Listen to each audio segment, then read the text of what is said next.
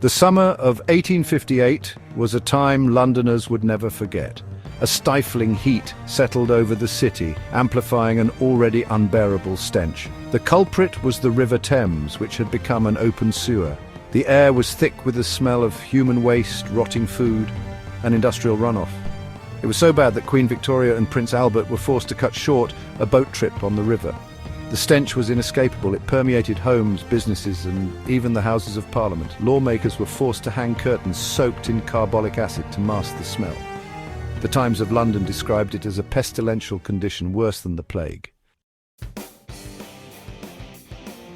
For centuries, Londoners had relied on the Thames for drinking water, transportation, and waste disposal.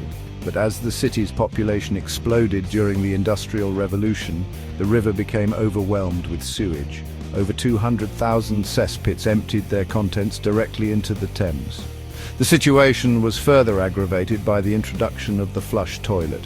While a marvel of modern sanitation, it had the unintended consequence of increasing the volume of waste flowing into the river. The Thames had become a breeding ground for disease, and outbreaks of cholera and typhoid fever were rampant. The summer of 1858 was unusually hot. Temperatures soared, reaching record highs. The heat exacerbated the already unbearable smell from the Thames, choked with sewage and a breeding ground for bacteria. The stench was so overpowering that people were said to have fainted in the streets.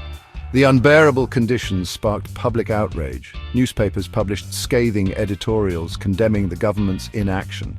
Doctors warned of an impending health crisis. Something had to be done. Section 4. Desperate measures. The government, faced with mounting pressure, was forced to act. They tried various short-term solutions, such as dumping lime into the Thames to try and neutralise the smell.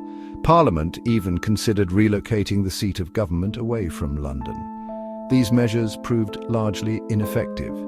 It was clear that a more comprehensive solution was needed. It was at this critical juncture that a visionary engineer named Joseph Bazalgette stepped forward. Section 5. Bazalgette's Grand Vision. Joseph Bazalgette was the chief engineer of the Metropolitan Board of Works. He proposed a radical solution, a vast underground sewage system that would intercept the flow of waste and transport it away from the city. His plan was ambitious and expensive, but Bazalgette argued that it was essential for the health and well-being of Londoners. Bazalgette's plan was met with skepticism by some who balked at the cost and the scale of the project. However, the urgency of the situation and the sheer awfulness of the Great Stink swayed public opinion.